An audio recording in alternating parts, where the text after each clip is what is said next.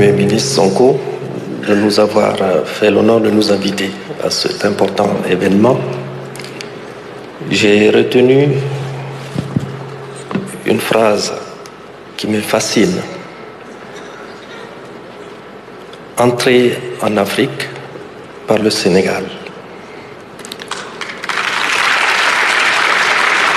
C'est une très belle revanche sur l'histoire, c'est-à-dire sortir de l'Afrique par le Sénégal.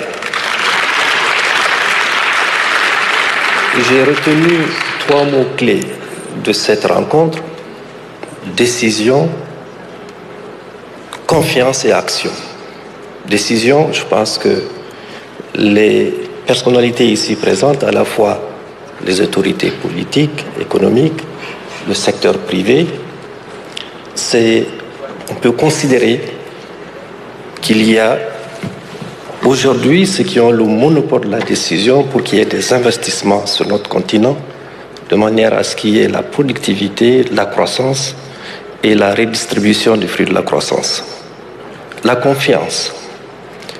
Je crois qu'on l'a assez dit, le président de la commission de l'UEMOA, le Premier ministre l'a dit dans le discours du président. Les réformes macroéconomiques qui sont en cours offrent de très bonnes opportunités pour qu'il y ait un attrait essentiel de tous ceux qui veulent investir sur le continent africain. Puis l'action. L'action, il faudrait, au détour de tout ça, que les Africains qui, permettez-moi le terme, qui logent sur un continent qui recèle d'énormes potentialités économiques puissent être ceux-là même qui profitent et qui bénéficient de ce que Allah subhanahu wa ta'ala leur a accordé. Le Niger, je respecte ce que vous avez dit tout à l'heure en termes du contenu de ce que c'est la Renaissance. Au Niger, actuellement, nous sommes dans la refondation. La refondation, depuis le 26 juillet 2023, le général Tchani, avec un certain nombre de ses camarades, ont décidé de prendre le pouvoir. Il y a eu beaucoup de bruit, on continue à faire ces bruits, mais il ne faut jamais oublier que ce sont des hommes qui ont été dans les mêmes écoles que nous tous, à l'université. C'est une équipe qui est formée de médecins, qui est formée des pilotes, des ingénieurs. La différence peut-être, ils portent des tenues. Mais depuis 2 ans et demi, ils conduisent une réforme avec l'appui de tous nous autres qui, nous avons l'intime conviction, nous mèneront à la délibération totale de notre pays et au-delà de notre continent. Pour ce qui a été reproché à notre pays en termes disons, nous sommes revenus sur plusieurs accords, mais c'est des accords qui liaient. Je vais reprendre en partie ce que dit mon frère du Burkina Faso.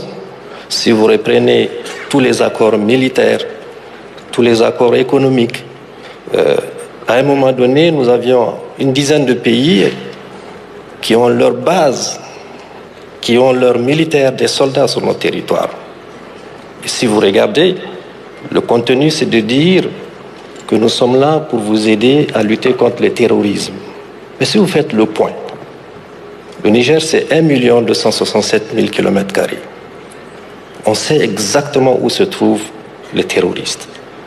C'est à l'ouest du pays où les enfants ne peuvent plus aller à l'école. C'est à l'est du pays. Mais toutes ces bases ne sont jamais allées du côté de ces endroits où on a réellement les terroristes. Alors qu'est-ce qu'ils sont venus faire? C'est pour ça que le général Tchani a dit: vous devez ramasser vos affaires et partir de chez nous. Aujourd'hui, il n'y a pas un seul soldat étranger sur notre territoire. La doctrine de l'armée nigérienne, c'est 0 soldat sur notre territoire. Nous avons un pays qui recèle d'énormes potentialités.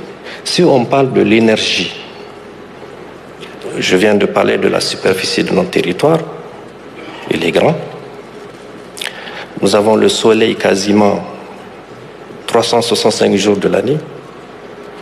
Nous avons des eaux souterraines, semble-t-il, les plus importantes du continent.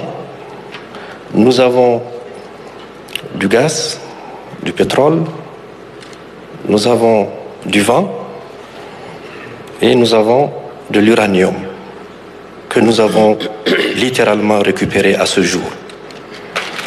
Cet uranium,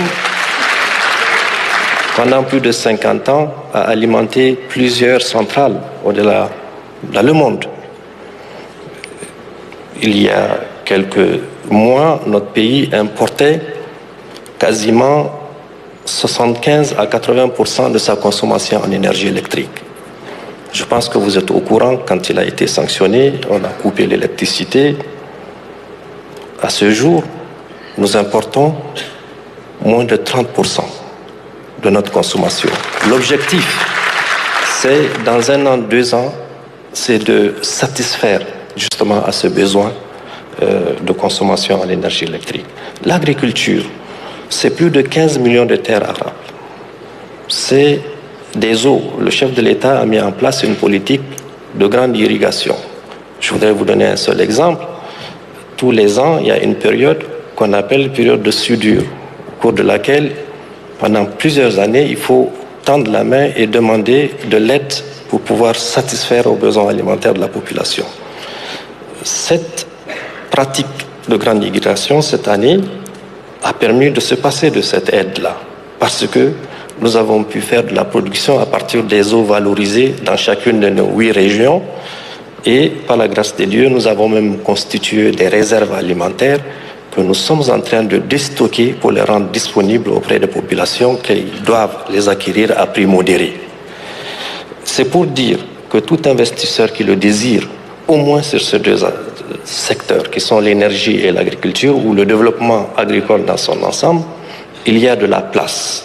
Nous avons pris toutes les mesures pour revoir le cadre légal, le code des investissements qui a été revu, qui permettent aujourd'hui de donner des facilités d'investissement. Il y a également toutes sortes d'initiatives pour assurer à l'investisseur, évidemment, la rentabilisation de tout ce qu'il aura à investir. Donc c'est pour dire qu'il y a beaucoup de perspectives importantes. Avec le Mali et le Burkina, nous avons formé la Confédération des États du Sahel. Il ne faut pas voir ça comme en termes des États qui veulent s'isoler. Non. C'est une décision bâtie sur une conviction d'un peuple qui dit qu'il faut arrêter, il faut briser la chaîne. Et je pense que c'est ça que l'Afrique doit faire dans son ensemble. Parce que Dieu nous a doté des ressources, nous pouvons nous prendre en charge. Maintenant, on reste ouvert à tous ceux qui veulent venir investir. Il faut qu'ils sachent que c'est terminé la période où on vient, on prend, on s'en va, c'est terminé. Je vous remercie. Merci.